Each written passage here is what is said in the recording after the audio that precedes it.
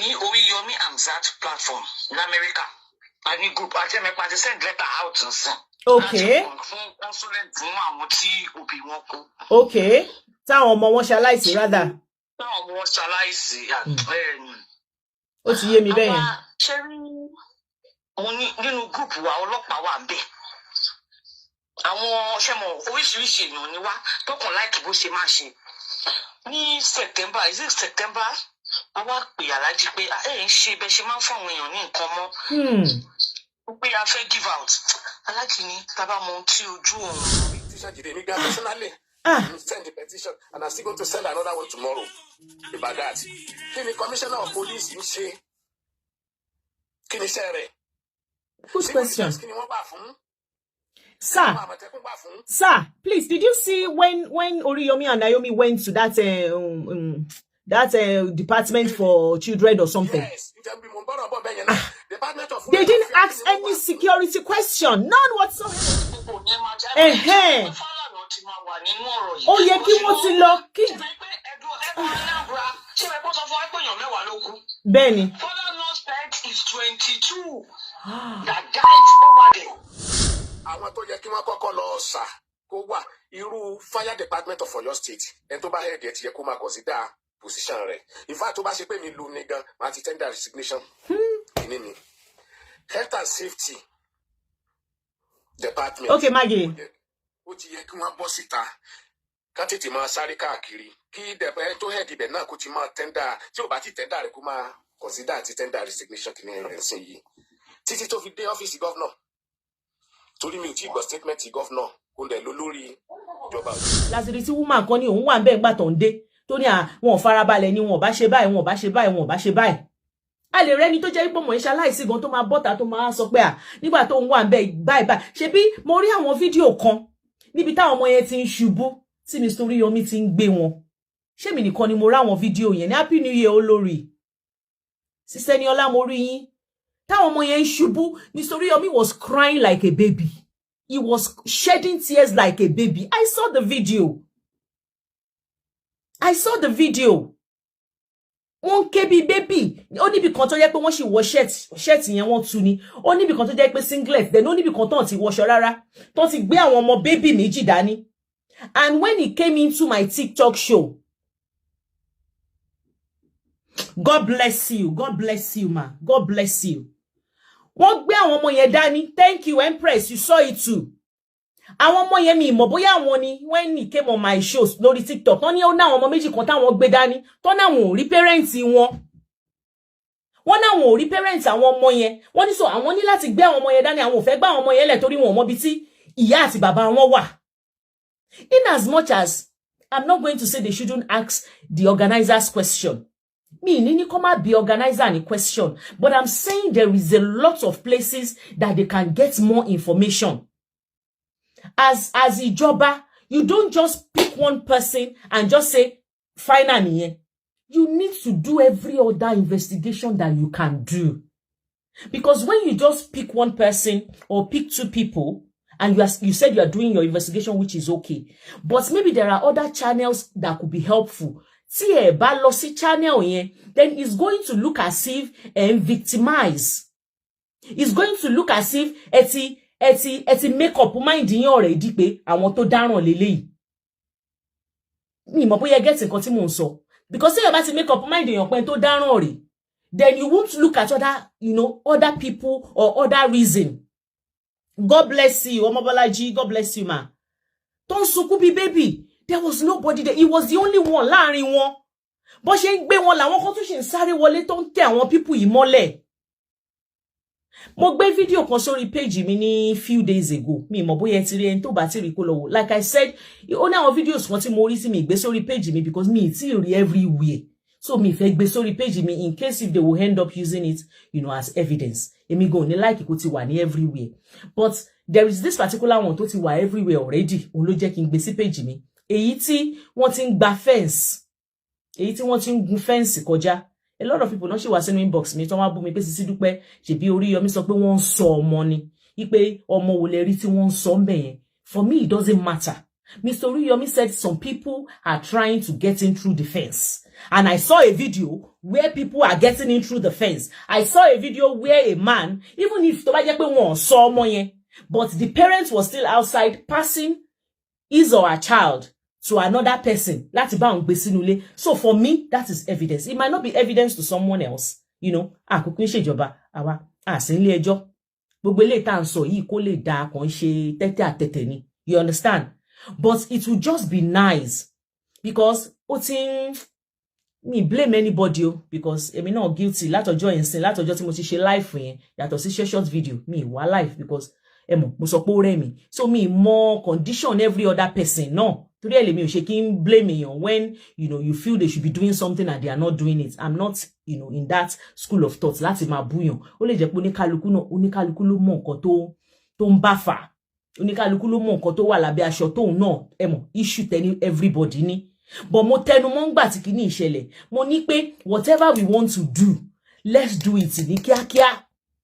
Whatever the money you want to put together, the lawyers you want to get, the private investigators you want to get, whatever you want to do is something that a máa ní láti ṣe ní kíákíá because tá a bá ti ṣe ní kíákíá everybody ó máa rẹ̀ èèyàn sára. That is just how we are created. Not because, everybody is tired because they don't want to. It's just life.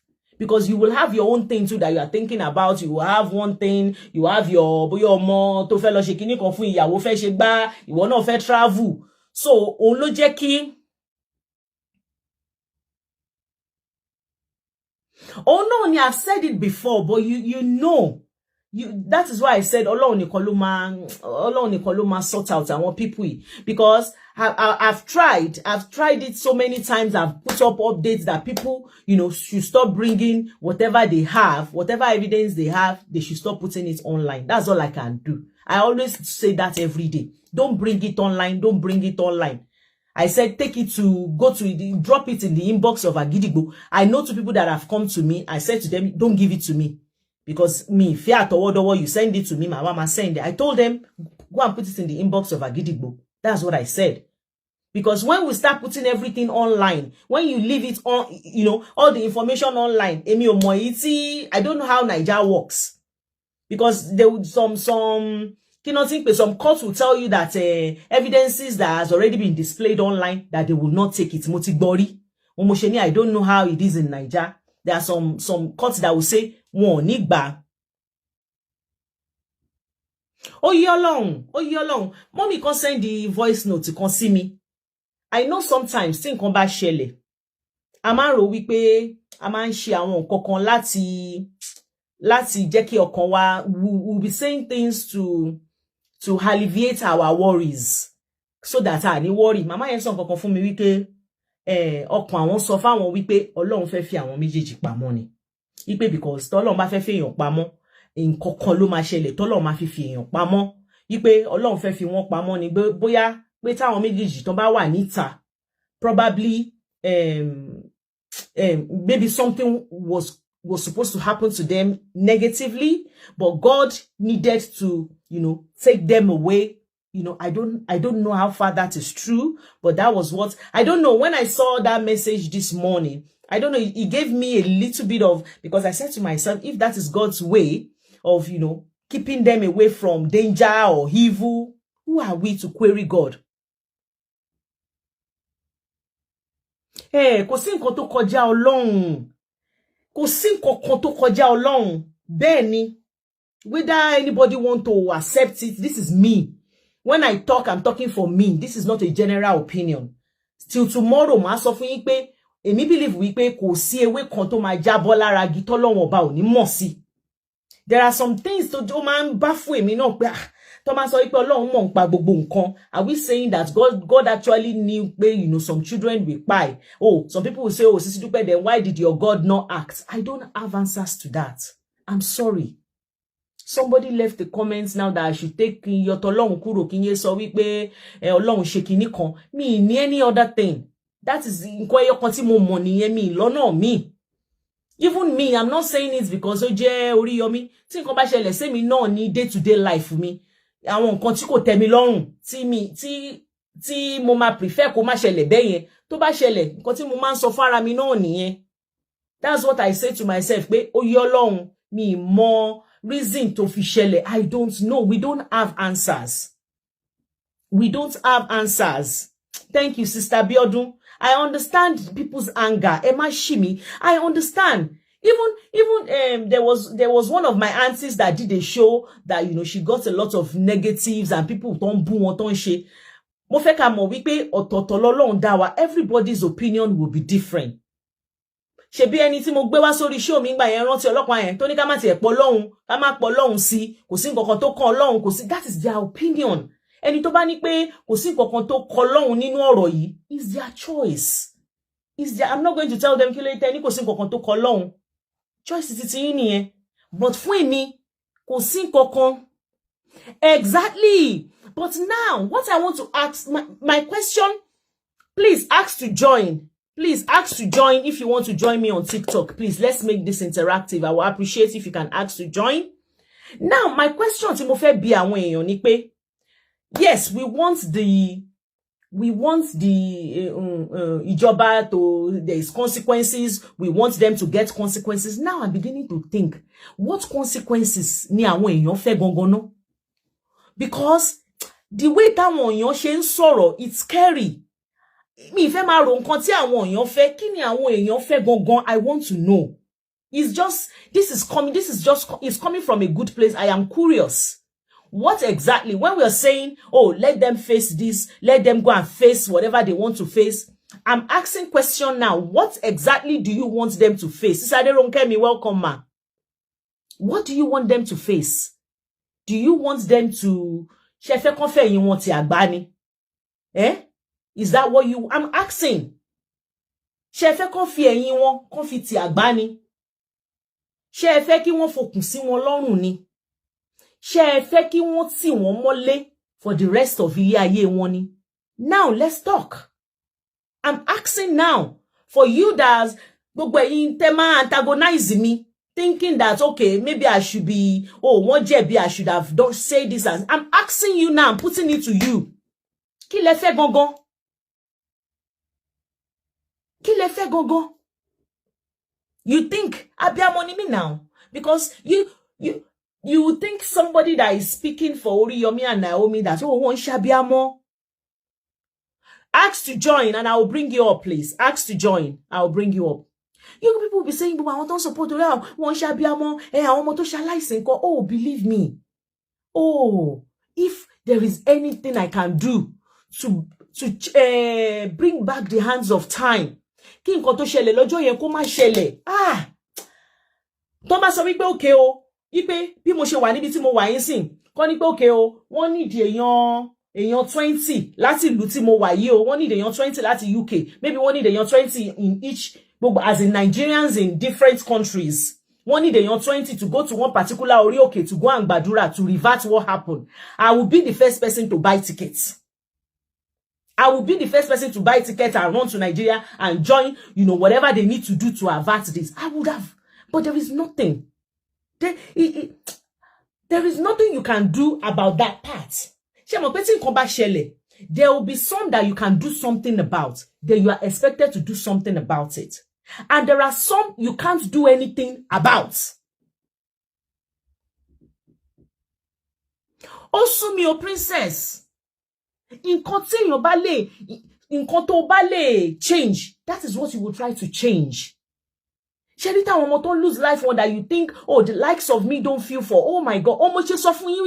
People have come into my inbox asking me how they can help the parents. But I don't have the details of the parent because that is another thing I can do to help them because we are part of one community. Nigeria ni gbogbo wa.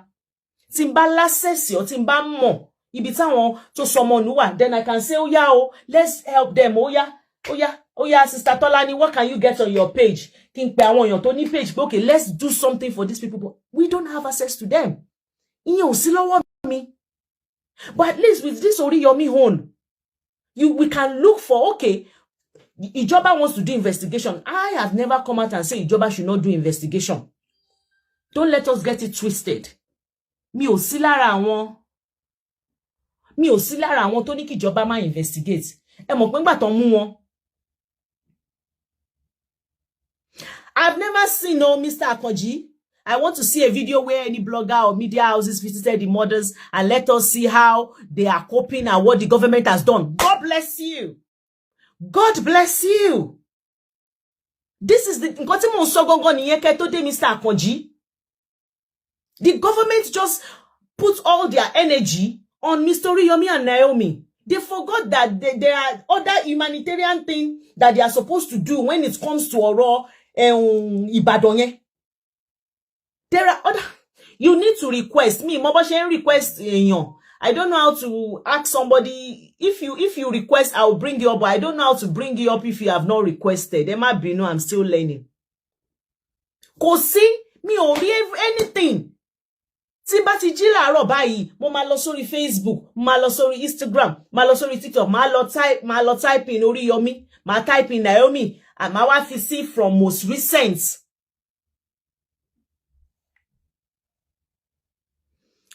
Possible, it is a matter of time. By tomorrow Monday, they will know their fate in getting their bails. May the soul of the departed soul rest in peace, and may God console their family in Jesus' name. Amen.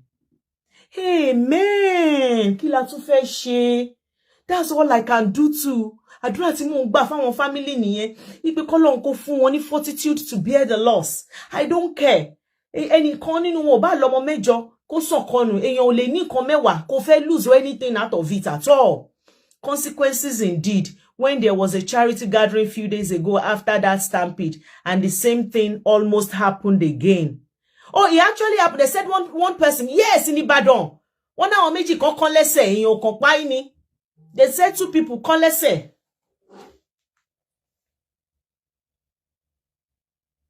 Ah, thank you, ma. Thank you, ma. Thank you, ma. Ẹ ṣé, ma. God bless you, ma. Mo ti rí nǹkan tẹ́ send, ma.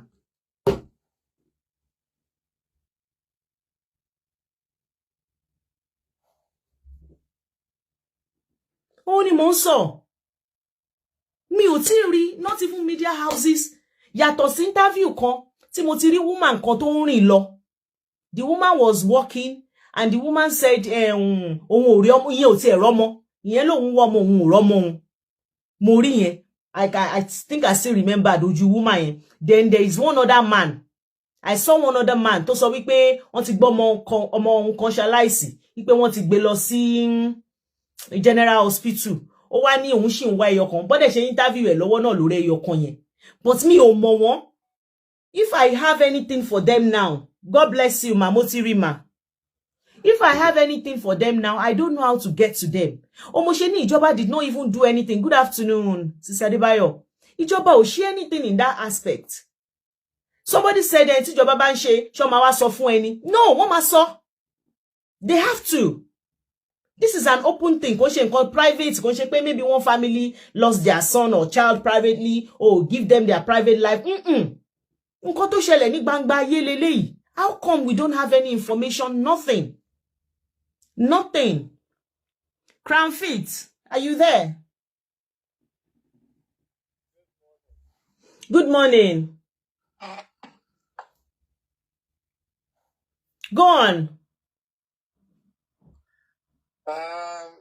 See, oftentimes, think on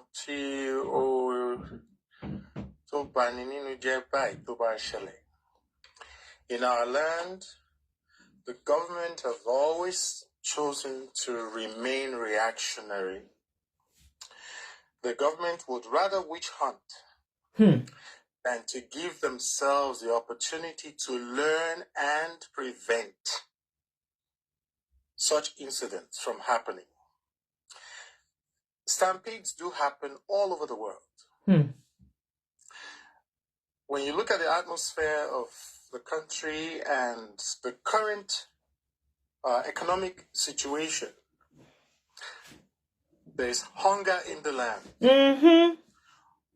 On a good day, before we ran deep into the state of the really deplorable economic situation in Nigeria, where most people, the vast majority of Nigerians, are faced with poverty, Back in the 70s and in the 80s, we've always had issues like this, where a large crowd of people, for whatever, people get excited for whatever reason.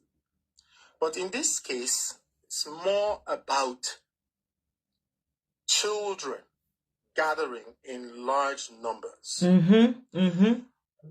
It's easy for the state to shut down citizens when they are in a position to express their right in protest.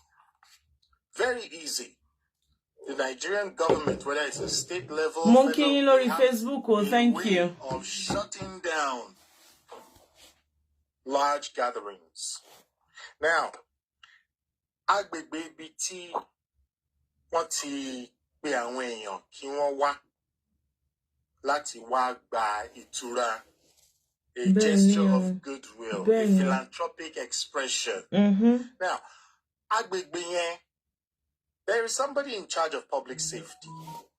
It falls under the jurisdiction of the government. God bless you, sir. The police has a role. The commissioner has a role. Now, what has the government done? The government cannot just say they are not aware of a large gathering of 5,000 people. Yes. Whether or not permission was taken for the location, the venue, whether or not there is actual sign off that yes, you are permitted to, to have this function hold on this day between this time and this time, whether or not that final sign off took place or not, that is inconsequential. In a country that works, the government cannot turn a blind eye or a deaf ear.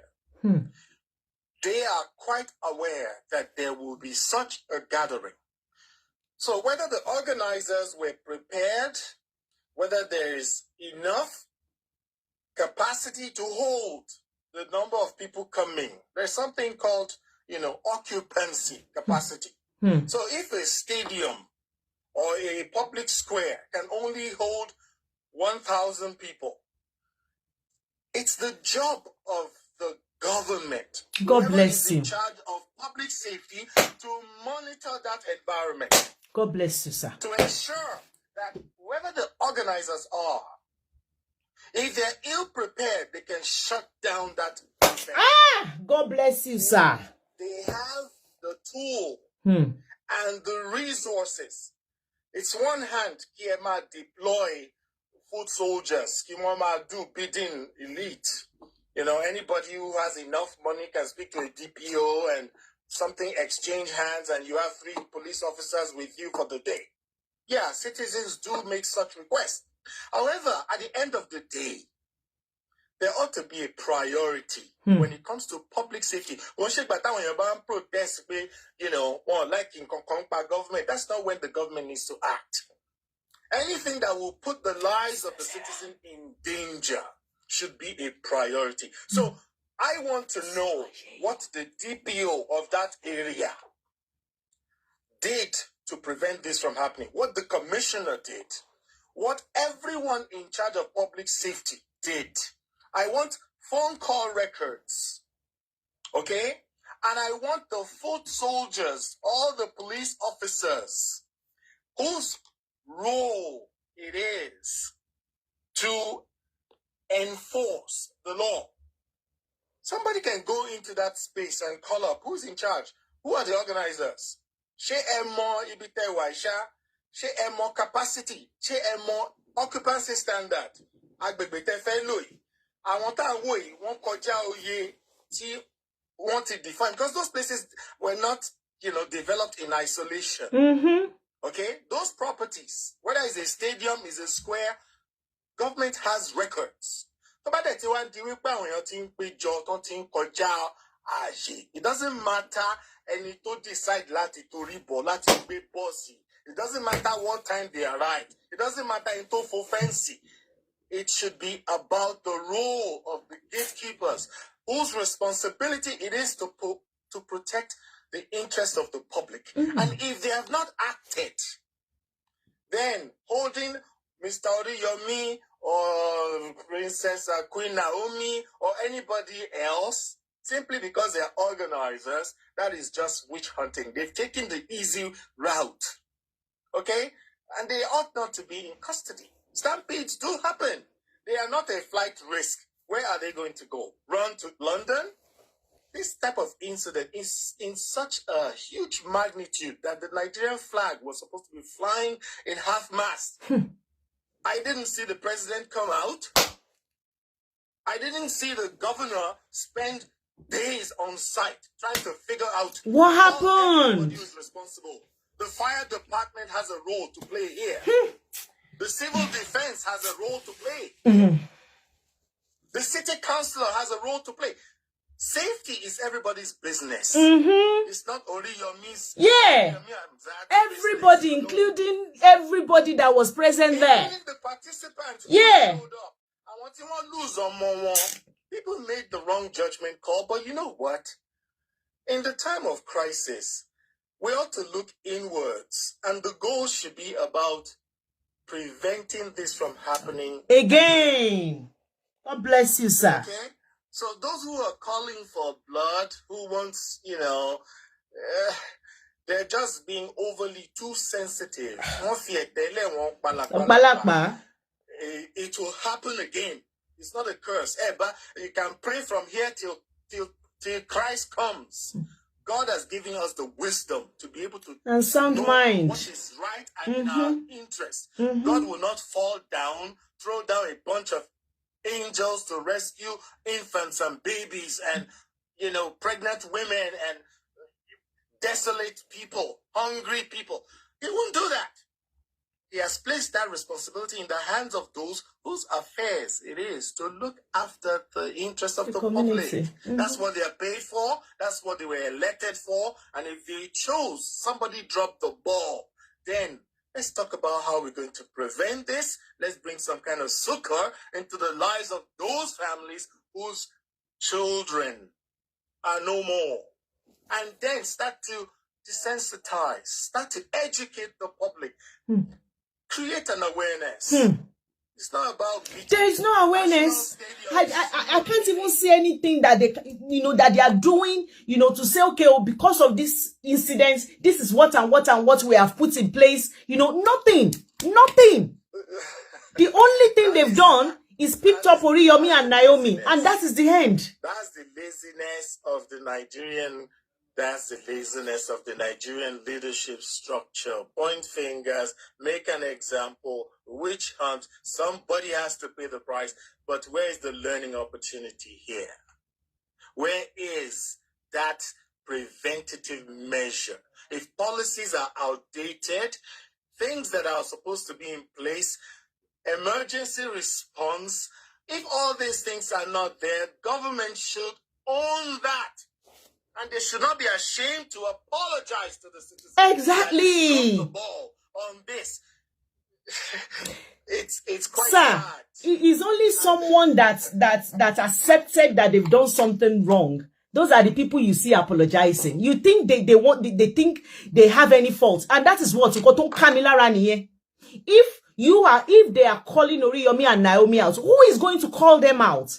Because they have a part to play that they didn't handle properly. Because like you said, if they feel that that place was not going to contain the amount of people, you should have shut it down. You should have told the organizer that you can't go further. They won't argue with you. What is it that they did? They did nothing. On a good day, even when the permits are issued and the authorization is given for an event to hold, somebody is still in charge to ensure that compliance is being met. Exactly. What part has the government played in all of this? And let's stop blaming the poor families, the hungry. It's so sad. And exactly. Shifting blame. There are so many uneducated. Good evening, Mr. Kolikwe. Around. Thank you so much, man. Thank you. More appreciating you, sir. Thank you so much. God bless you. Have a lovely day, you man. too, sir. Thank you so much. Sherry, when I listen to this kind of submission, Sherry to shen kamilara because you know when somebody is speaking your mind, so I'm not crazy, so I'm not the only one that feels like this. You know the first time ever Timo Bosita in Koton Kamilara ni pe ta. Hold on, call.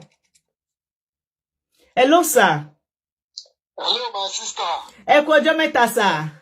Yes, ma. Happy New Year. This case of Oriyomi and Queen was very, very pathetic. It is. And everything, man,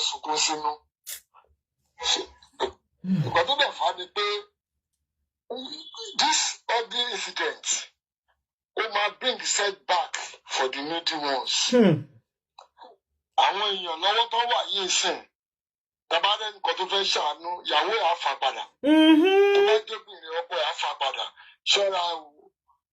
Because government ṣe mọ̀ pé tó máa ń sọ̀rọ̀ àfẹ́ fún yàn ní nǹkan unlike where you are ma. Environment ẹ̀ wá yàtọ̀ síbi tá a wà. Bẹ́ẹ̀ni sá. Tó máa ní London kan bẹ́ẹ̀ ṣe palliative tálẹ́ fẹ́ jáde wá gbà kan. Kò sí ọ̀tí fẹ́ jáde. But on this side lawa. Help me to power tap on TikTok, please. Àná ṣe mí sá. Wọ́n ṣe mí akọ̀dúpẹ́ ni wọ́n ní ọmọ méjì kọ́kọ́ lẹ́sẹ̀ ni wọ́n ní wọn kò sí èèyàn ò páì but èèyàn méjì kọ́ lẹ́sẹ̀. After àtìyẹn. Ẹnì wa nọ́mbà. So tẹ́mi rò ní pé ṣé dandan ni kí olóòótọ́ kú sí ipò ìkànnì? Because to be candid, government wọ́n lè sọ pé because mo kàn jókòó mo kàn ronú ni pé okay fáìlì tẹ̀tí lọ DPP kó tẹ̀dé lọ́ka wò kí ló fẹ́ sọ pé wọ́n ṣe ṣé wọ́n lagi báwọn èèyàn lórí ni àbí stampedes ìṣẹ̀lẹ̀ Nàìjíríà yìí ni. Máa kà fún yín sìn máa kà kí ní nǹkan tán sọ pé wọ́n ṣe I have it I'll read it out to you guys now. Okay, but I'll be expecting. Yes sir. Yes sir. Mo kàn jókòó every minute. Nítorí pé mo mọ̀ túmọ̀ kéèyàn jẹ́ tó fẹ́ tọrẹ ẹgbẹ́ nǹkan tí kábíyèsí sọ ó ló ti ń ṣe nígbà tó wà nílé Ifẹ̀ ọbí ẹ̀ ní pé kó máa ṣe irú nǹkan bẹ́ẹ̀ yẹn ṣé kò ti pé sìn tó bá tẹ̀ fílẹ̀ kó máa lọ lọ́la ó dẹ̀ máa fẹ́ so many things ọlọ́run wà pẹ̀lú wa mo fẹ́ gbọ́ nǹkan yẹn mà. Àmì ó dá tẹ́ ṣe rán mi létí because mo screenshot ẹ̀ pé màá kà á. Ẹ jẹ́ kí n lọ wá. Let me read it out to us. Okay, ma. Yes, sir. Ẹ ṣeun gan, sir. God bless you, sir. Yes, ma. If you have joined the live, can you mute? Somebody is live and I can't mute the person. Ẹ jẹ́ kí n lọ wá kí n kà fún yín because that's a lot of questions that I'm getting. Òun ló jẹ́ kí n lọ wá. Bó ni mo tún fi sí báyìí o. Tálẹ́nì yìí báyìí tí mi lè mute. Ẹ má bínú. Can you mute yourself, please? Kí ló dé tí mi lè mute ẹni?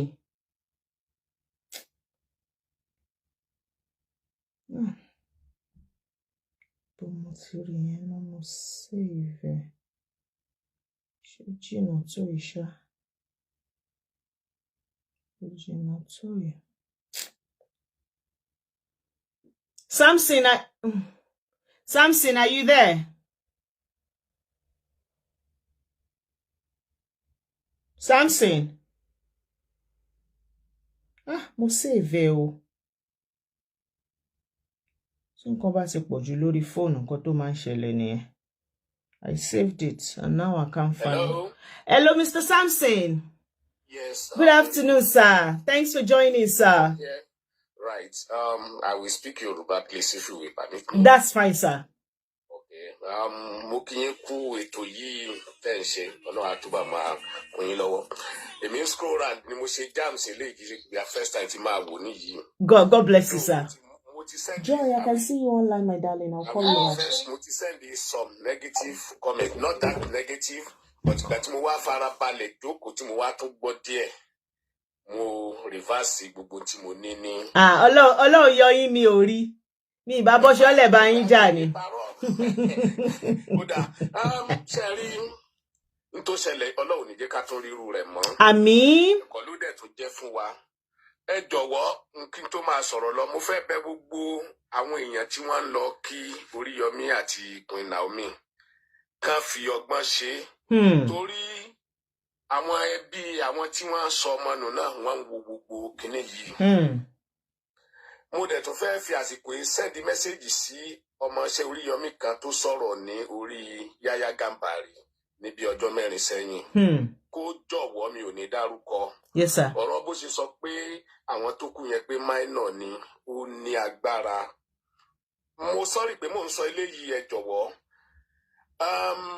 Àwọn tó wà níbẹ̀ yẹn ló tó ń fi ara ní, kò mọ̀ pé òun fara ni wọ́n.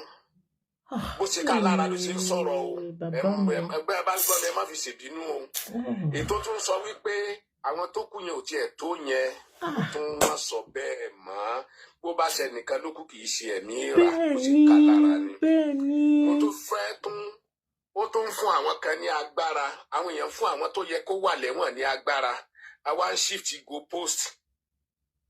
Ìrísí tí mo sọ bẹ́ẹ̀ ni pé ibi tó ti ń sọ̀rọ̀ ó sọ pé Oriyomi ṣe program kan ó fi bú president, kò ní kankan ṣe pẹ̀lú yẹn lásìkò yìí.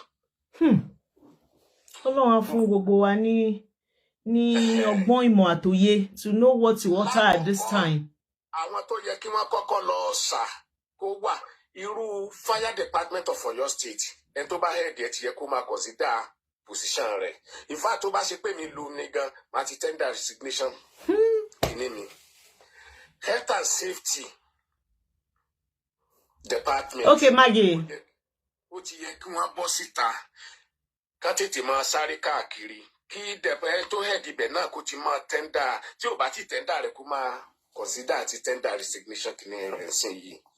Títí tó fi dé ọ́fíìsì gọ́vnọ̀. Torí mi ò tí ì gbọ́ statement gọ́vnọ̀ kó ń dẹ̀ ló lórí ìjọba Ọ̀yọ́ State. Kò sí nǹkan kan tí a fi ń ṣe ní hídè mọ́.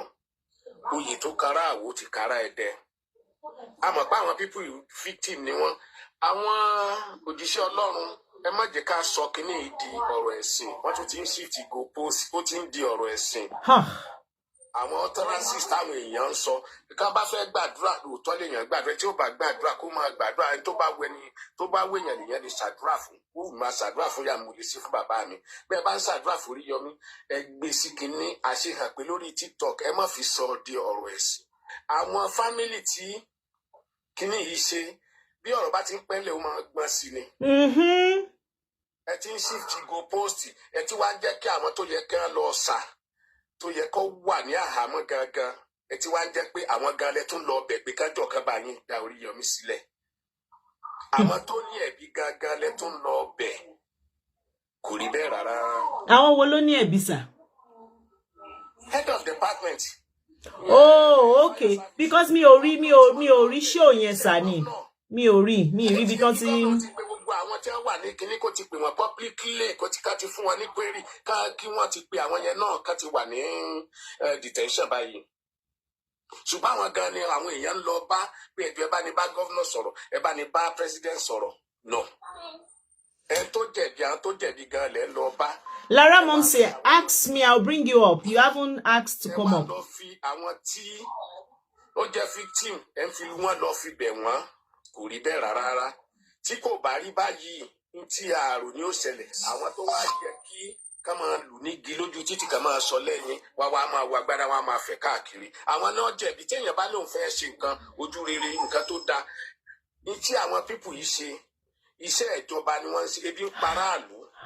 Wọ́n mú tẹ́lẹ̀, èmi ò support wọn tẹ́lẹ̀ o, òótọ́ mo ń sọ yẹn o. I will say it now, let me be honest with you.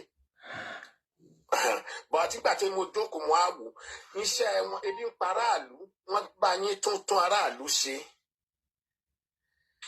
Àwọn mìíràn lè sọ pé wọ́n fi ń wá popularity tí èèyàn bá ti ṣe náà ní ti. Nǹkan tí mo sọ nìyẹn sá, wọ́n bá wá popularity ṣe bí wọ́n ṣáà fìdí àwọn èèyàn tẹ́bí ń pa in the process. But wọ́n fìdí àwọn èèyàn tí ebi ń pa.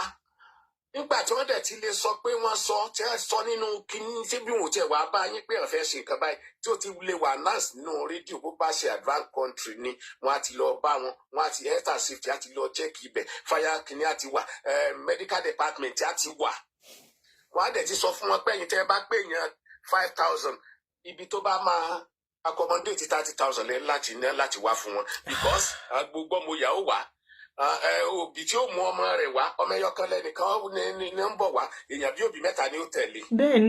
bẹ́ẹ̀ni sà.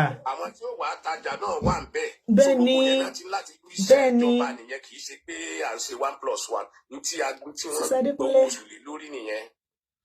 so nígbà tí òde ti sí yìí bẹ́ẹ̀ tí irú eléyìí ti ṣẹlẹ̀ gbogbo àwọn tó yẹ kí akọ́ ti lọ máa query gan ni wọn ò lọ query yẹn.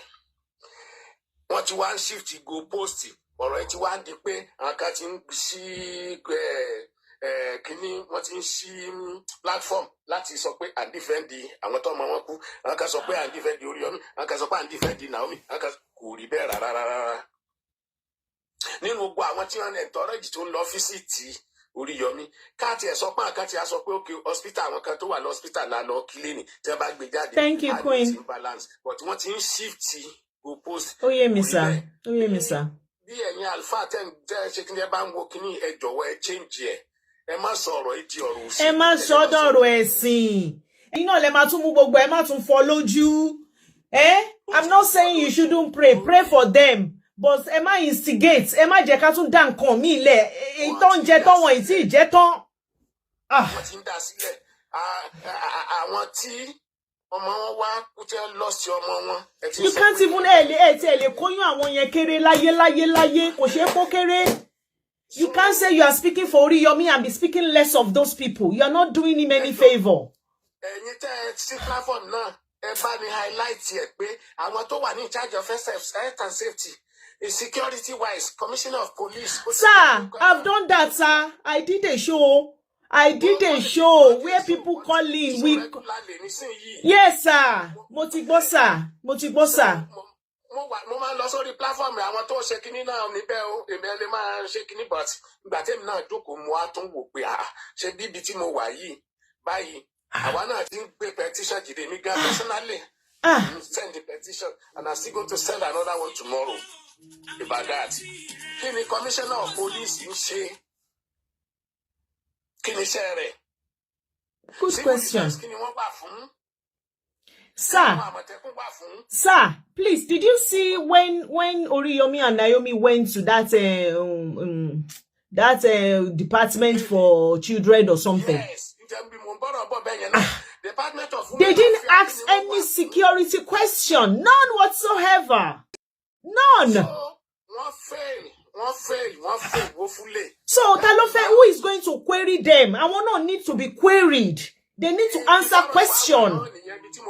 Ní tí mo sọ náà nìyẹn pé àtọ́ yẹ kí wọ́n pé nìkan làwọn èèyàn tó ń lọ bá pé ẹ bá ní ṣe nǹkan báyìí ibi tọ́rọ̀ yẹn wà nìyẹn so tá a bá ráwọn mìíràn tí wọ́n dìde tí wọ́n sọ pé kán ṣe Oriyomi náà kán ṣe báyìí èmi ò fẹ́ blame wọn much náà because nítorí pé àwọn tó yẹ kí wọ́n ti ń gbéjà náà ní à ń tẹ bọ́tìn àwọn ń tẹ bọ́tìn wọ́n ń lọ tẹ bẹ́tìn rọ because ẹ̀ ń gbé ẹ̀bí irú ẹ tẹ́ ẹ sọ pé ẹ fẹ́ràn ẹ̀ tó jẹ̀bi gan lẹ́tún lọ bẹ̀bẹ̀ pé kó bá yín sànú ẹ̀ tí kò jẹ̀bi. Maybe they don't know. They know. Gbogbo táwọn mìíràn ń ṣe ọ̀rọ̀ òṣèlú ká lè rí bá àwa náà lọ ṣe nǹkan báyìí ni kò sẹ́ni tó fọ́ lójú kò sẹ́ni tó rọ lápá gbogbo àti ọ̀jẹ̀ kínní gbogbo náà ń lọ sílùú òyìnbó ń gbogbo ìgbà ètò ń lọ sí Amẹ́ríkà ètò ń lọ sí kínní they know tá a bá sọ pé wọn ò mọ irọ́ là ń pa gbogbo kò sóore táwọn èèyàn wá ń ṣe ní Nàìjíríà yẹn kò sóore òtítọ́ nù ró pé tí wọ́n jẹ níbẹ̀ ni tí wọ́n ó ṣe kinní ni ìkà ní gbogbo wọn tí wọ́n ń gbé kinní jáde tí wọ́n ń sọ pé àwọn ṣe gbé àwọn fẹ́ràn gbá ìbánisàdúrà ìkà ni wọ́n because òtítọ́ ẹ̀. God bless you, Omola. Collective failure. I like that word. Collective failure. Ohun tí ẹ ká ṣe ni tí ẹ bá ṣe kinní ni pé ẹ tó bá mọ lọ́ọ̀yà tí wọ́n ti gbà fún wọn pípù yìí ó ní ẹ jẹ́ káwọ́ bá sọ̀rọ̀ ká tó sọ some point. Then it will be openly. Kì í ṣe pé bóyá ọ̀rọ̀ sentiment ọ̀rọ̀ emotion kan ní tó wà lẹ̀ yìí tí a bá fi sentiment and emotional something ṣe tí ó jẹ̀bi ó jẹ̀bi. God bless you, Sister Toyosi. torí wọ́n ti ń dìrú wọn sí àjọba tó yẹ kí wọ́n ṣe kíní kó ń kálukú wa máa dáhùn ká pé petition ká send ẹ̀ sí commissioner sí kíndẹ̀pẹ̀ sí kíní IG ká lọ sí kíní wọn kíní IG dìde nígbà tí wọ́n pa ẹnìkan sí sẹ́ẹ̀lì ní Ìlọrin tọ́lọ́pàá tó ṣe. Oni, not to talk of 30-something children. I don't see, aside them picking up Oriyomi, there are other important things that they should be doing. They are not doing anything. Question, the Commissioner of Police, Lawyer State. So, maybe it's the network, Lara. Lara, you are up already. Can you not see yourself? You're up. Please, kindly highlight this. I will, sir. I will, sir. Please, thank you. God bless you. Esheungon, sir. Ejem Piki Koli. Hello?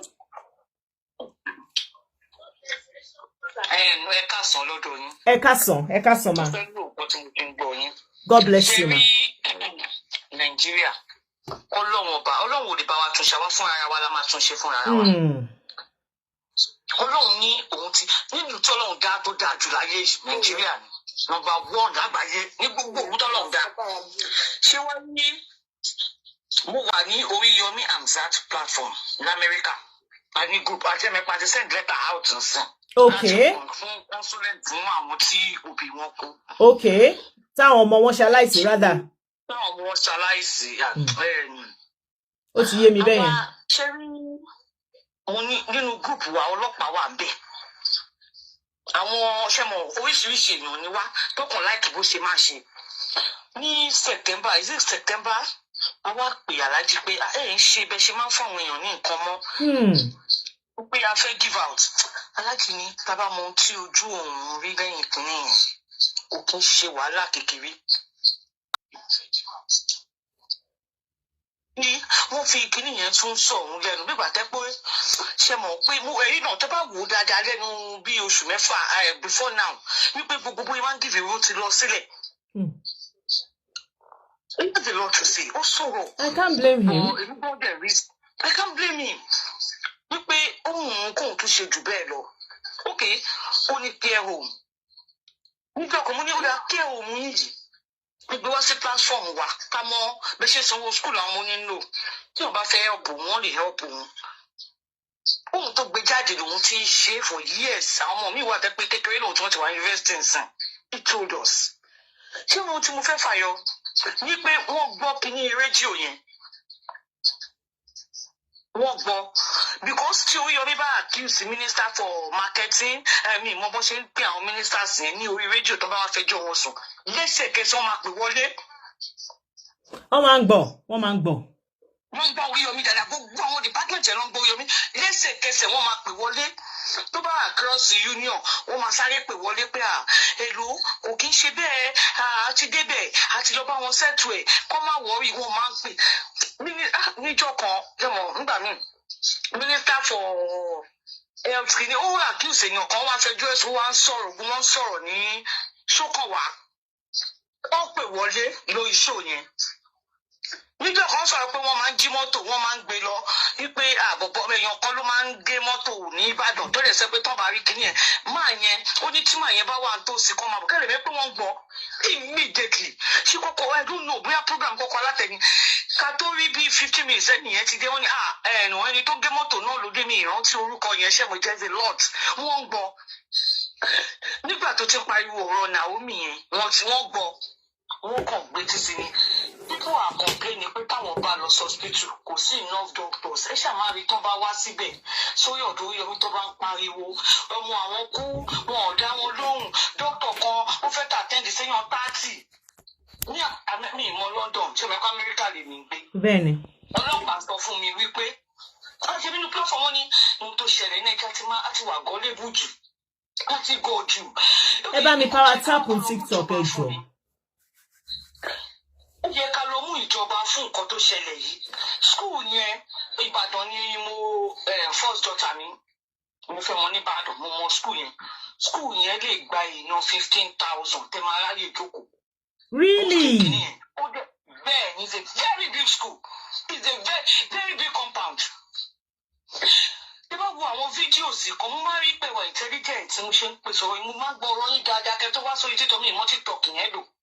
Bọ̀ mo wá Facebook lò pé kí n máa gbọ́ yín dáadáa. Ṣé rí wọ́n yóò tó dá school? Ọ̀tọ̀ wa tó school yẹn ṣe mo ti débẹ̀ gbẹ̀yìn nísìnyí bí bẹ́ẹ̀ tóbi ó dẹ̀ ní fence. Ibẹ̀ yẹn wà secure. Lamẹ́ríkà yẹn máa ń pín oúnjẹ. Wọ́n máa ń pè wá pé ká wá gba nǹkan fáwọn ọmọ bóyá school supplies kìíní kan. Ṣé mo pé tó ń pé àti wọ́n pé ó yẹ ká kíwù ni? Kò kí ń sọ́lọ́pàá bẹ́ẹ̀, kò sí 911 níbẹ̀, kò sí omi iléeṣẹ́ panápaná kankan bẹ́ẹ̀. Tí nǹkan bá ṣẹlẹ̀, ṣé wọn tó bá ti gbọ́ láti pé nǹkan ṣẹlẹ̀ pé ọ̀kan ló kàn máa pè tí wọ́n bá ń jà nù lẹ́sìn tó bá ń gbé pé ẹ̀ nídìí láti pọ̀lọpọ̀ onímọ̀ ìlú ọ̀pọ̀lọpọ̀ kìíní kan wọ́n máa débẹ̀. Bó ṣe ń ṣẹlẹ̀ ní ìmọ̀ ní UK o, nǹkan wá lọ débẹ̀ mi ìmọ̀ ń padè. But Lamẹ́ríkà wa yìí, ọ̀hún nífẹ̀ẹ́ kájà pàtì. Ìmọ̀ pé wọn Nàìjíríà wìdí pàtì we still just come house now. Ṣe wọlé láàárọ̀ yìí ni àárọ̀ ọlọ́pàá bẹ̀ tó bá kàn fẹ́ kéré ò pọ̀ jù tó bá ní òfọ́mọdé ló lè fi security àwọn bóyá àwọn bọ́jà àwọn private security yẹn síta. Pé kọ́ máa ẹni tí ò bá ti ní invitation kó má wọlé. Bó ṣe ń ṣẹlẹ̀ lágbàáyé nìyẹn. Kò sóbì kankan tó ti fẹ́ ṣe nǹkan fọ́mọ tó máa kọ́ ọlọ́pàá. Olùṣe ọlọ́pàá ò ní responsibility wọn ni.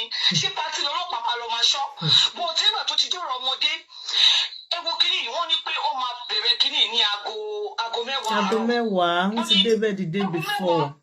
Ṣé wọn lọ kó security round the school yẹn bó ṣe tóbi tó ní ó tí mo sọ ìyá àti dúpẹ́ tẹ́pẹ́ a ní èèyàn nìbàdàn but we are doing our investigation àwa náà ń ṣàwátà. Mo fowó àtọmọdín lẹ́nu ẹ jẹ́ sáré sàn kan àti ṣé o tí mo ṣe last I mentioned that ṣe ríru school yìí gan àwọn tó jẹ́ ti Mr. Oriyomi ó ti yẹ kí wọ́n ṣe live show pẹ̀lú àwọn ṣé àwọn surveyor náà máa ń pè àwọn tí wọ́n máa ń measure tó máa ń measure ó yẹ kí wọ́n ti lọ kí. Bẹ́ẹ̀ni. Fala's pet is 22 that died over there. Ẹ ṣàgbọ́ ó ní responsibility ọlọ́pàá ló yẹ ká mú Falana lè ti ráìtì wọn ẹ mọ̀ pé kò ní gbà. Basically àwa Yorùbá ibi ká ti ní problem ní pé gbà tó sọ Yorùbá nation I always tell people I don't go má sọ fọkàn mi pé wèrè làwọn ilé kí ló fẹ́ Yorùbá yìí tẹnu yín òkò mo lè ti fẹ́ rí because okay wòlé yìí bí gbogbo kìíní yẹn ṣe. 1 minute Ace 1 minute ẹ má sọ̀rọ̀ yín lọ mà ẹ má sọ̀rọ̀ yín lọ sí. ṣẹ́rí èèyàn tó jáde nílẹ̀ yìí gbogbo èèyàn 22 ló kú o ẹ má parọ́ o ẹlẹ́wàá mẹ́wàá ẹlẹ́yàn mẹ́wàá ló kú èèyàn 22 ló kú do you hear that from them? No. But àwa a máa bára yé ara wa jẹ́ even nílùú òyìnbó gan tá wà yìí tí lómi bá rí Yorùbá àwa ti ṣe kọ́mẹ́ntì amen stafọláṣadé mi. tó bá sọ̀rọ̀ àìdá nípa Yorùbá tá bá ti mú a máa fẹjọ́ ẹ̀sọ́ ọlọ́pàá a ti ń ṣe l'Amẹ́ríkà wa yìí àfi tábà gbò because òòrè máa jẹ́ máa pè wá yá a ti ń ṣe nígbà tá a rí pẹ̀lú wa ò kí ń kò ní I don't know other community bẹ́ẹ̀ tí kọ́ ẹyọ kan mo mọ̀ ẹ́ kọ́nà máa kó yọ but Nigerians we always rely on God ṣé gbogbo àwọn people yìí tẹ̀rí yẹn wọ́n máa irú àwọn alájà Kaola àtàn sọ̀rọ̀ yẹn wọ́n máa fi wọ́n máa lọ wá okùn ní. Ilé wọn lọ ṣe kọ́kọ́ must you go to Oni and do picture and bring it out wọn náà tún lágbára lé àwọn èèyàn lórí ṣé ní ní Amẹ́ríkà gbogbo àwọn ẹ̀mí sọ pé gbogbo àwọn parents àwọn ọmọ yẹn wọ́n ti máa wà custody. Oh, I said that too. I said that for every parent that there is evidence of negligence, wọ́n ti gbé wọn. Ma. Fídíò kan wà táwọn ọlọ́pàá, àwọn securities tó wà pẹ̀lú àwọn ọmọ kan ló iṣẹ́ àbáyé tó wọ́n lẹ̀ báyìí ní sardine tó rí parents wọn. Ṣé nìbàdàn? Nìbàdàn níjọ́ yẹn. Bẹ́ẹ̀ni, yes. Ó ní àwọn méjì kan náà tí Mr. Oriyomi gbé dání tọ́nà ọ̀rọ̀ àwọn parents wọn. Ṣé ó yẹ kí àwọn parents wá gba ọmọ yẹn lówó Oriyomi ṣé kìí ṣe ìjọba ló yẹ ó gba ọmọ yẹn kìí ṣe custody ló yẹ kó rọ kó wọn sí káwọn òbí wá ṣe wá claim wọn ń bo lọ́wọ́ tó fi káwọn ọmọ wá síbẹ̀ láago 2 àárọ̀ tó fi mọ́ ọmọ yẹn bẹ̀rẹ̀ tó 7 láàárọ̀ event aago 9. God bless you as you power tap on TikTok. God bless you ẹ ṣé ẹ̀yin lẹ jẹ́ kó gan pa kò yé gan. Mo ń gbọ́ yín mà. Mo ń gbọ́ yín mà.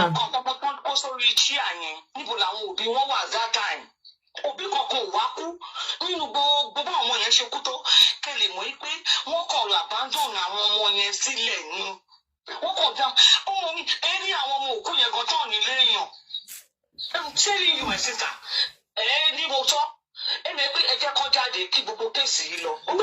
wọ́n tiẹ̀ ti sọ already wọ́n ní lára àwọn tí wọ́n wà ń bẹ̀ the night before that a lot of them were children on the street. So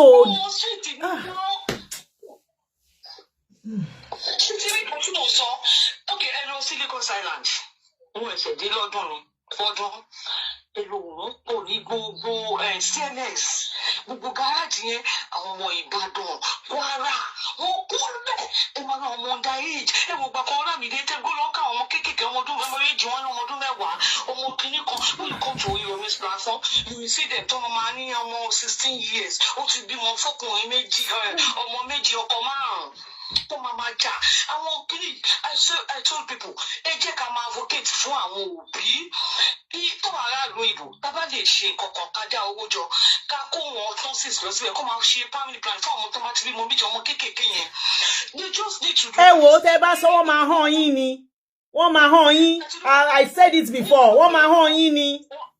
Family planning àwọn bàbá yẹn tó máa fẹ́yàwó márùn-ún ní nǹkan tó máa fún wọn when you go to Lagos Island Oṣòdì you will see parents àwọn ẹlẹ́yà tó ń bojú wọn máa ṣíjú tó bá ti dẹ́kọ̀ wọn wá ṣe alábàárù wọn máa wá bí oṣù wọn máa káwọn ọmọ wọn sílẹ̀ nílé wọn máa fowó ránṣẹ́ àwọn ń tajà ní Balógun a ní àwọn ìyá àjìyá àìdá kínní kan tó jókòó wọn wá ṣiṣẹ́ láti Ìbàdàn lọ́dọ̀ oṣù méjì àwọn POS ló máa sọ àwọn ọmọ aráalé tó máa fún bàbá wọn bàbá wọn ò kú ní bìkítà she see them look at their parents they are there àwọn ọmọ yẹn náà pọ̀ ní àwọn tí nǹkan ṣe ṣé ní tẹ́gbẹ̀ tó bá ṣiṣẹ́ jọ ẹ̀ tó kó gbogbo àwọn ọmọ tó bá bẹ̀ tán ọ̀rọ̀ bí wọn yẹn rí òótọ́ gbogbo ọmọ yẹn fúnra wọn gbọ́ lédè wá ti gbọ́ pé wọ́n gbà nǹkan bí kan lọ síbẹ̀ lọ́jọ́ kó ní táwọn wá ṣe bálá ṣé dúná òkè òbí wo la gbọ́ tó kán lápá tó kán lẹ́sẹ̀ bí tó ti mọ ọmọ ìdání tó ti ń tu ọmọ ẹ̀ kò sí àwọn ọmọ ló ń kú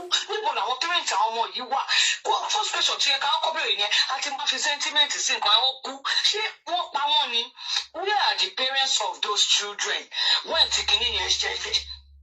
A lot of them, in as much as there were a lot of them that passed that they might not have seen their parents, but ọ̀pọ̀lọpọ̀ nínú àwọn tó ṣaláìsí yẹn ni parents wọn wà ńbẹ̀. But it's just that I think when the gbọ́nmi sí omi òtó and the rushing started, wọn oníkálukú ò mọ bí tọ́mọ wà. Gbọ́nmi ẹ má bínú Yorùbá ló ṣàgbà mi gbọ́nmi mi sọ ìjà gbọ́nmi sí omi òtó in the sense that when the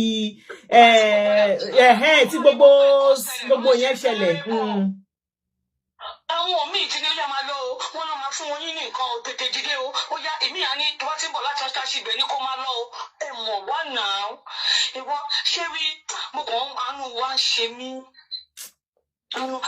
ní ìta tó ń sọ̀rọ̀ àwọn ilẹ̀ Ìgbò wọ́n yìí fún àwọn èèyàn ní nǹkan wọ́n yìí há nǹkan a lọ fún wedding láfta kínní ní on the 27 kan tó máa bọ̀ wọ́n ṣe àṣì lọ sí wedding bẹ́ẹ̀ tó pé rí wọ́n ti fún àwọn èèyàn wọn ní nǹkan bọ̀ tó bá ti rí ti gẹ Yorùbá láti àwa Yorùbá náà lákọ́ máa fẹnu bà á jẹ́ a máa ṣe yánmọ́ èrò àwa kà ń sọ Yorùbá lẹ́nu tẹ̀lé ń kọ̀ wọ́n má gbélé bù ú a lè ṣe aláwa àtàwọn tó tún ń ṣe bùbú yìí is good to any length if I tó yẹ pé mi ìyàwó ẹ̀ ni wà láìjọ́ tí máa tún ní ìta. ẹ ṣe sista Tóyọ̀sí bó ti ṣe program kan rí tí mo sọ̀rọ̀ family planning wọ́n fẹ́ẹ́ bú stupid and bastard sí mi lára wọ́n bú. ìyàwó mẹ́rin lẹ́nu ní ìfẹ́ o ọmọ bímọ mẹ́fà 24 wọ́n bí ọmọ mẹ́fà wọ́n máa ní wọn ò lè ṣe lọ Jésù ní aṣẹ mi fẹ́ lo torí tó àwọn ìràpọ̀ muslim wọ́n máa gbà sórí mi mùsùlùmí dẹ̀ ni mí wọ́n wá bí ètò kí wò pé bí ní ṣe rí ọ̀la ò rí bẹ́ẹ̀ ló mú babaláfo ń dín fọ́ọ̀rọ̀ ó lè sọ fún kó máa da ilé ni ṣé bóun ní nígbà tí bàbá máa débẹ̀ èló ní rice 20 wíwá ló pé 20,000 náà it's over 100 èlòmí ò lè ké tà fọ ọmọ mọ́ Oriyomi dẹ̀ pariwo gánà ẹgbẹ́ Tinubu kó bù ègún ni ó sọ pé ọmọ mi nǹkan tí ò yẹ kó pààyàn ló ń pààyàn sí kò sóúnjẹ nú. Ṣebí video yẹn wà lórí page mi ton sọ pé that's not boo. Every country does that. Àwọn èèyàn always call out, one man call out ìjọba. Èébú kọ́ ẹ̀yin Nigerians. That is not disrespect. It's about calling them out. There is something that they promised us. Kó tó di pé wọ́n vote wọn in. So you call them out. That's not insult. That is it. Gbogbo àwọn ọmọ tí wọ́n kó Oriyomi gbé àwọn ọmọ kan dání. Bẹ́ẹ̀ni, Sister Toyosi. Irú àwọn ọmọ yẹn ṣe bó yẹ kí ìjọba gbà kó wá bí wọ́n pé ń bolẹ̀ wà. Ṣé lè fi ọmọ sí ìṣẹ́jú márùn-ún bá ṣe wà nílé yìí. Lédi kan mo gbébì kan rí ká tó ra lé. Ṣé mi pé ó fi ọmọ lọ sí HB sílé mi just 5 minutes ọmọ yẹn sùn. Mi ìwà ọmọ yẹn ṣe bọ́ sí bákónì. Ó yọjú nígbà tí ìyẹn wò sí bóyá ó tají ṣe I don't know ọmọ ẹbí 7 years ni àbí 5 I don't know ó wá bọ́ sọ wá yọjú ṣé mi pé ọlọ́pàá wá sí apartment ó wá bí where's your mom I can find her ẹ̀ mẹ́kọ́ ọmọ ìlú ọmọ ọlọ́pàá ṣé mi pé wọ́n pe 911 ìyá bí ìyá ọmọ yẹn ṣe ń dé ó lọ ra cereal fún ni o bí ìyá ọmọ yẹn ṣe ń dé báyìí 911 yẹn ti dé wọ́n ti ń gba social worker ó di gbére ó ti lọ. Okay, mi mo bẹ yín ṣe l'Amẹ́ríkà. Mọ́tò panápaná ti dé, wọ́n ti fẹ́ ìyá ń dé. Nǹkan tí mo sọ yìí ni mi ìmọ̀ nọ́mbà lédi adó ń gbé ní bó ṣe mọ̀ everybody my business. Mo dẹ̀ dúró, ohun tí mo fi dúró ta fi tí owó kéré ìfiṣẹ̀lẹ̀ kò tó 8 minutes tí ọmọ yẹn fi padà dé. Ó dẹ̀ pé bí ìyá ẹ̀ ṣe palẹ̀kùn dé lọ́mọ yẹn jí, ó pín ọmọ yẹn lọ. Pẹ̀lú ìyá ọdẹ kan kọ́kù sí ẹ lọ, wọ́n sọ sí gáàlú sínú mọ́tò wọn gbé lọ. Ó tó 3 days wọ́n release ìyá àtètè lọ́wọ́ padà gbọ́mọ yẹn náà. Oh, wọ́n sì máa after much investigation. Wọ́n ti kọ lẹ́tà. Wọ́n ṣe evaluation táyà. Ẹ wò wọ́n fìyálẹ̀ lẹ́yìn ìjọ kẹta. Ọmọ ó pẹ́ kí ọmọ tó dé. Kò tẹ́ pé Nàìjíríà ni. Àní ṣé kó má jáde mọ́ ni? Ṣé kó má jí mọ́ra ni? Ṣé mo ẹjọ́ ó ní àdìdì láti máa wise up? Ẹ wo ẹ̀yin ò tí ẹ gbọ́dọ̀ bímọ ọdún méjì lọ. Family planning àti lópẹ́ ṣe show. Ẹ jẹ́ kẹ́ wá máa gé sórí TikTok. Orí everywhere pé ẹjọ́ because mi ṣe náà. Aláàtí ṣé àbẹ́ ẹ̀gbọ́n ni. Àná wọ́n máa bú yín ni. Wọ́n máa ní sí kí ló kàn yín. Wọ́n máa ní sọ wá tọrọ oúnjẹ lọ́wọ́ yín ni.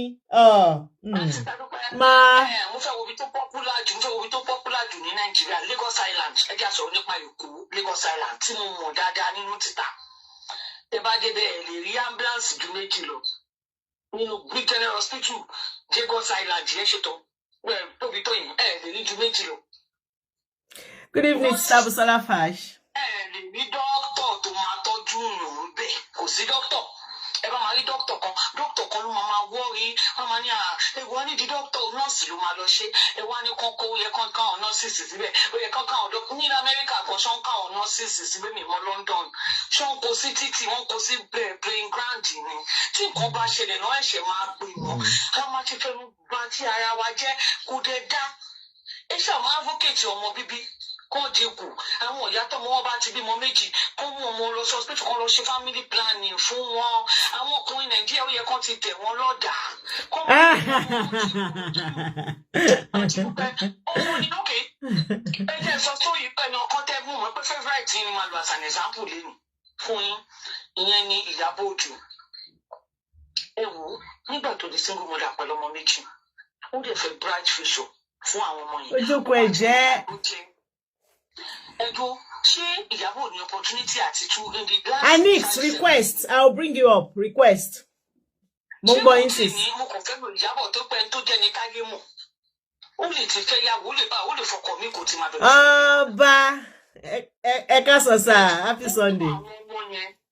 Ọmọ kan tí ìyàn bá ẹ jẹ́ ká mú àwọn òbí tó bímọ 2 tó wọ́n ti di medical doctor wá láti fi train àwọn èèyàn wa tẹ bá bí wọn 6 bí tẹ bá ti ṣe wàhálà tí lórí ọwọ́ wẹ́rẹ́ fà tó bá tó tẹ̀ tán àwọn ẹ̀fẹ̀ máa ṣe fún yín jẹ àárẹ̀ ló máa padà dógún náà máa fira tó yí wàhálà tí tọmọ 6 wọn ti pa ní sára tí ò bá tí kú sọ̀rùn o tó wáyé pa káyà lọ padà wọn máa fi ṣọpẹ́ fún wọn ọmọ 2 kò sí nǹkan ṣe lè létó tẹ báyìí mú gàrí 500 ẹ̀yin méjèèjì ẹ̀yin méjèèjì pẹ̀lú ẹ̀yin mẹ́tẹ̀ẹ̀ta yẹn ẹ̀ sì máa lè jẹ advocate ọmọ bíbí ló yẹ ká máa sọ ní Kwara State Ìbàdàn. Amen ọba. Every village ẹ̀yin ká máa advocate ṣẹ́ríta Oriyomi mo mọ̀ pé ìjọba yọ wọ́n àwọn náà mọ̀ bí táwọn ti Falana ti sẹ́ pé ọlọ́run kọ́ lọ ìjọba ló máa yọ wọ́n wọ́n máa yọ wọ́n ní next over the next court wọ́n máa fi wọ́n lọ́ọ́ máa bẹ́ẹ̀lì wọn wọ́n máa lọ bẹ́ẹ̀ wọ́n máa lọ bẹ́ẹ̀ o ẹ mọ̀ federal ẹ pé wọ́n ti gbé kéèsì yẹn kúrò ní magistrate ó lọ sí federal so federal ẹ̀ náà ti máa yẹn fún wọn àti lọ bẹ́ẹ̀ wọn because àwọn parents àwọn ọmọ yẹn kàn invite wọn báwo làwọn ọmọ yẹn kankan ṣe kú níbo ẹ wà tẹ́lẹ̀ ò kọ́ lápá gbà tó wọ́n yẹn kàn kú. Ibi ọmọ téèyàn bá mú dání tó bá wo ọmọ ẹlẹ́wọ̀n tó máa wo wàhálà lọ́ọ̀kan tó dẹ̀ rọ́ ọmọ ẹ̀yà bọ́sẹ̀gbẹ̀ bíbá ẹ̀ kò ṣàrí pé wọ́n tẹ wọ́n gunra wọ́n bẹ̀ yẹn. Ẹ ṣé gan sis mi ẹ ṣeun gan ẹ ní sọ̀rọ̀ tán lágbára Ọlọ́run you said a lot Ọlọ́run á jẹ́ kán gbọ́. Wọ́n ti send àwọn kan sí mi mọ́mì kan ti send àwọn kan sí mi nsìn I will leave it on my page for everybody tó ń yọ mí lẹ́nu kán lọ fi síbẹ̀ ẹ ṣé gan sis.